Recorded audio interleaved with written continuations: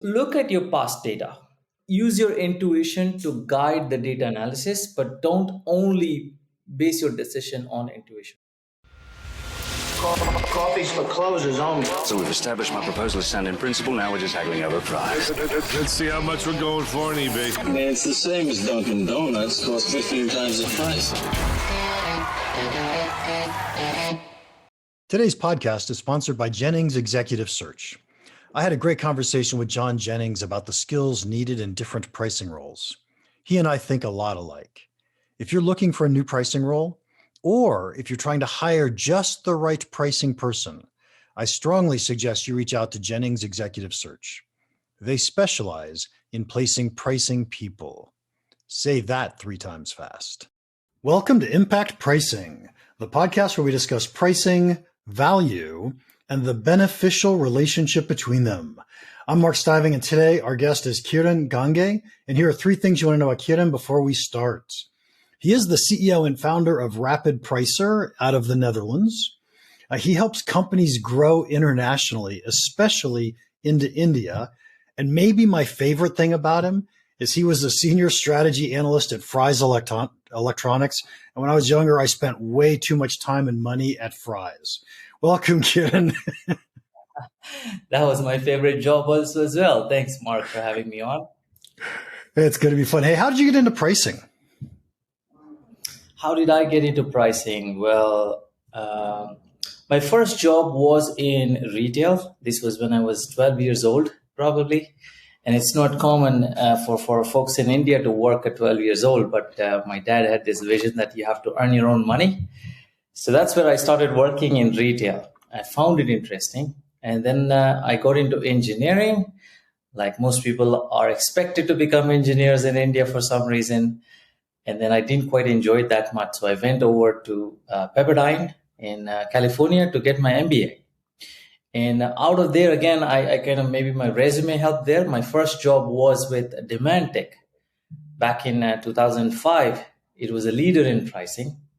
So that's how I got really into it. I was able to connect marketing and all of the things I had learned in my MBA. And also I was able to connect with the engineering and the mathematical teams, thanks to my mathematical background. And fair to say, I've enjoyed doing it ever since. Nice. And is it fair to say that you have spent most of your career in pricing for retail? Absolutely, yes. Okay. So I find that fascinating because I do very little retail work, but I often think about how is it that retailers can do and should do pricing. So it's pretty fascinating in my view of the world. So give us a hint. Those of us who spend a lot of time in B2B, how do you think about pricing in the retail world? So in a B2B, I believe in a B2C environment, we're a little bit more blessed with more data points to work with, right? So we have a much larger sample. We have the entire country of stores. We have different seasons, how people behave differently. So the data is a little bit more normalized to work with. And there is more usage of putting a framework around your strategy, right? Who do we compete with and which products are supposed to be promoted at what price? In a B2B environment, there is a mix of science and a lot of art required to do B2B pricing, right? You need your intuition. You need to be able to read the situation based on what you think your experience is. It becomes a lot less formal in B2B. So I'm a little bit more comfortable B2C, but I'm also familiar with B2B to some aspect, yes. Yeah, it sounds actually a great answer. And I hadn't even thought that I was going to bring this up, but my dissertation was on 99 cents. And I did the whole dissertation using scanner panel data out of grocery stores, right from Nielsen. And we were using yogurt and tuna fish as our products. And it was absolutely fascinating, all the data that you have and the fact that you can say, oh, I think people behave this way. This is how the math should prove it out. And now you're testing different models against each other to see how people actually think and behave. So I found that fascinating. Well, you should try doing it again, Mark, because now we have so many more sources of data. There is IoT, there is camera, there is spectral imaging, right? There is how do people move inside a store. There is foot traffic data. So all of them, along with what we always had, like point of sale and AC Nielsen inventory, it becomes a very rich mixture to play with. A lot more fun. You should try it again. So I'm probably too old to relearn all the math, but it does sound fabulous and fascinating. And to me, the challenge is, how do you create the underlying hypothesis? Right. So what do we think customers are really doing? So just for kicks, give me a hypothesis for foot traffic and cameras, right? How would you use that? And give me a hypothesis that we would test. Like, say, for example, we want to know if a promotion is working or not, right? So let's assume there are two stores, and they're the exact same kind of demographics in the same kind of a city and everything. But one of them is working well, another one is not working well. So another layer you could check with data is, how did the foot traffic in that particular aisle work already, right? So that is to look at what is the impact of the pass-through traffic versus picking up on a promotion, say, for example. That gives you much richer insights. Now, you mentioned demographics because there's a lot more we do with my company now, which is to look at what is the age, what are other demographics of the people walking inside a store. And we can do a lot more if we have, say, for example, college-age kids, and there is an event nearby a football stadium, and we have excess beer, all of them will trigger an automatic promotion while they're inside the store. So to give you an example, this is how you could see if it works. And in most cases, the data will tell you very quickly if it's working or not, because you have enough of a sample size. Yeah, I think both of those are fascinating. I want to go back to your first example for just a second, because in my mind, it triggered a huge aha moment. Right. So we often think about web pages and people who come to our website and what's our conversion rate for someone who comes to our website. And so what you just said is we essentially have a conversion rate of how many people who walked down the aisle bought our products. And I just thought that was fabulous. Absolutely. Yes. So what does, go ahead. Sorry. I was going to say, what does RapidPricer do? What does your company do? So I did pricing for a long time, right? So first I was a consultant from 2005 to 2008. Then Mr. John Fry said, "Come work for me. I love what you can do for me," and I enjoyed. He was the president of the American Institute of Mathematics of Fry's Electronics, and he taught me how to connect my consulting to the mathematics behind it. So then I started a company. We did a lot of modeling of mathematics for pricing with the teams I built, right? So this was a consulting company which grew from 2008 all the way until 2017. But consulting was very boring. Investors wouldn't put money in it, and we couldn't scale it fast enough. And it had become a routine every time I do the same thing. So we decided to do all of the things we had learned using a product in real time, right? Because it's the same process all retailers were following, right? How do you model it? How do you factor all the strategy? How do you come up with the prices? Then, while we developed this product, we saw that it would work best for fresh produce, because the value of fresh produce, the opening statement you made, price and value, right? The value is changing continuously, but the price is not changing continuously when you talk about fresh produce. And that is a reason for wastage. 50% of all bananas grown are never consumed. 1/3 of all food is wasted, and it's the largest contributor to global warming, right? So now I was like, I'm going to love my Monday morning even more. We're going to use what we learned in pricing and mathematics to reduce food wastage in retail fresh produce, right? So that's what RapidPricer does. We price dynamically to match the value to the price, so that the product sells out before it goes bad. In retail stores in Europe, you have electronic tags, which is why we moved to Amsterdam from San Francisco. And the electronic tags allow you to instantly change prices for products. Absolutely, yes. Nice. And so what I just heard you say is a can of green beans, we could price it dynamically, but there may not be a great reason to.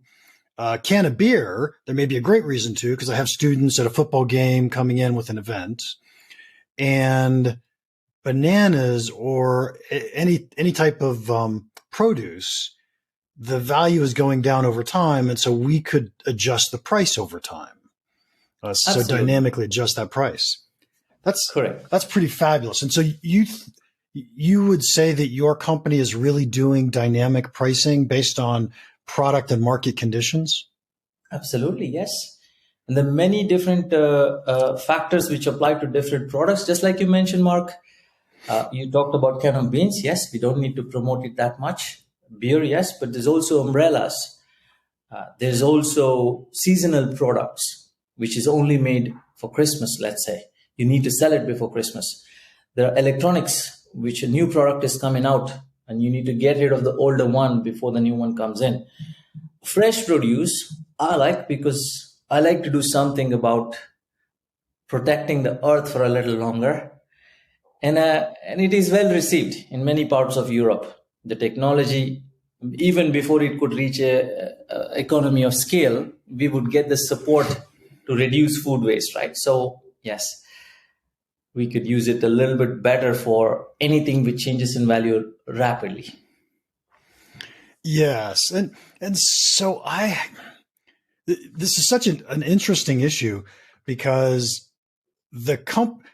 what feels powerful to me is the ability to instantly change prices, or really rapidly change prices. The next question becomes, what's the strategy, and how do we create the strategy for how to rapidly change prices? Correct. So you had said, we've got a football game going on, and if we have excess beer, we're going to lower the price and put on a promotion. In my mind, I'm thinking, we've got a football game going on, we probably need to raise the prices on beer. Correct. So this is a good point, right? So there's a difference between a base price and a promoted price. So the base price is when you decide what is the right price to keep inside your store for a longer time. Say, for example, for the next month, for this period, this is the price at which we are going to sell it at. A promotion is an instant decision, typically to correct something which is a negative factor, like you're carrying excess inventory, or you're seeing an opportunity to get rid of food waste. And customers don't like prices changing up on them instantly, and we don't do that, right? We always have a base price and go down and come back to the base price. To increase prices for a particular event, we have never done that, but you could if you wanted to technically. Well, I would say it depends on how we're displaying price. So if I have a printed sign that says a 6-pack is $5.99, then I can't raise the price. But if all I have is digital signage, I could change the price anytime I want. Just like at a gas station, in the US at least, right? Gas stations is probably the only place I could think of where we have the price as a digital thing on the tank, on the gas pump. Yes. And so they could change that price every day or every hour if they wanted to. Yes, you're right. If you see retailers in Europe, like MediaMarkt, it is an equivalent of Rise Electronics in Europe. So they can take their prices up dynamically also. If Amazon increases its price, Amazon, by the way, changes its price on an average every 10 minutes on every product. Every 10 minutes, they change the price on every product. And these retailers don't do that, and they lose out on it, right? So that's what MediaMarkt does. They constantly track what Amazon is doing. If Amazon goes up, they follow them. Amazon goes down, they follow them, especially on sensitive items. So we do an analysis on what's sensitive in which market, which products, and then use certain rules like you went earlier, Mark, to have like a certain set of strategic guidelines. Where should we actually increase or decrease, and by how much? What are the allowed price point changes? And all of those things become constraints around your optimization. Okay, so teach me about the difference between AI and strategically thought out programming, right? And I ask that question because I don't really know the question I'm asking, But Yeah. in my mind, I think of AI as we've got machine learning. I step back, it tells you what to do. I have a black box that's answering the question on how to price. And Yeah, I think of strategic as somebody saying, hey, there's a football game this weekend. We should raise or lower prices. See, there's always a strategic framework, right? Even behind an AI, and you shouldn't let AI just run wild and set any price at any point of time, although you could, and maybe it will work. But use of AI could be more in silos, right? Not like an entire, here's the keys to the house, to whatever you want kind of an AI. You're more like, okay, tell me, given the mix of the environment right now, is it the right time to run a price change or not, right? Or even simply, is this person happy after a purchase or not? Can be something AI can address right now, right? Or through learning, what is the right level of discount at which somebody is likely to buy? That is a prediction AI will make. We're not at the stage where cars drive automatically and I've switched on a light and say, do the pricing of my entire store. Well, I haven't done it yet. Maybe one day it will be done. But to your point, Mark, strategy is always the foundation behind how the prices should be done. It shouldn't be an entirely, I have no clue what's happening, here's the price, here you go, kind of a black box ever. I believe at least retailers are so traditional, they won't accept a solution like that. Yes, I would guess that if a solution like that would work, that retailers would accept, because somebody would try it and then they would be successful and then others would copy. And so if it would work, quick, interesting story. My first book, it was on Amazon and then it went out of print. And the book itself, I think we were selling it for $20. I looked on Amazon and it was for $250. Wow. And I don't think anybody ever bought it at that price, but I just think it was the AI that had worked the price up to $250, and they weren't losing deals. They just weren't winning deals. Right. And then I had some inventory in my house. So I made my own Amazon store, put it up and watched all those prices come back down. Right. Okay. It was just pretty fascinating to watch. But to me, that's what AI does. Yeah, you could fully automate it and then it is not supervised AI anymore, right? It's unsupervised. And I wouldn't let it run that wild yet. I would harness AI in pockets and use it to sit on top of your strategy. And watch it closely. Exactly. Nice. So you had said to me that you were interested in talking about analytics-based pricing frameworks. What does that mean to you? So, look, I've done pricing in the US, I've done pricing in Europe, in Latin America, in Asia. What I see is it doesn't matter who the retailer is and where they're located. It's the same learnings, it's the same repair, and it's the same process. You eventually figure out what are you going to do your pricing, all right? So we come across, say, for example, our recent implementation just last month in Mexico, right? So you go to a retailer and this is how we have done this for 3 generations. Don't tell us how to price. We have a cost and we mark it up and we've been successful, right? But then you go ahead and measure what is it that you've been doing. And you find out, by the way, you think Walmart is your competitor, but guess not. It is somebody else across the street who's your competitor. And it's different in urban and suburban stores, right? Or you've been very, protective about the prices of these products, but however, your most important products are XYZ as the data is telling you, right? So these kind of learnings in a step-by-step approach, when you put it together, becomes an analytics-based framework. And within that framework, then you can come back and price your products. Right? You've identified your competition, you've identified your strategy, what are your profit drivers, what are your traffic drivers, which ones need more visibility, so on and so forth. And you identified which products you need to be constantly looking at the competitors for. And then you find the right price. And then you measure and monitor it to see if it's still working or not, right? So this whole thing becomes the framework. In fact, I'm speaking about it at the Professional Pricing Society in Barcelona on December 9th, if anybody is interested. But it applies both to B2B and B2C, of course, how you put this framework into use. Yeah, it's actually pretty fascinating. I love the way you just described this, as in any given product could have a different competitor.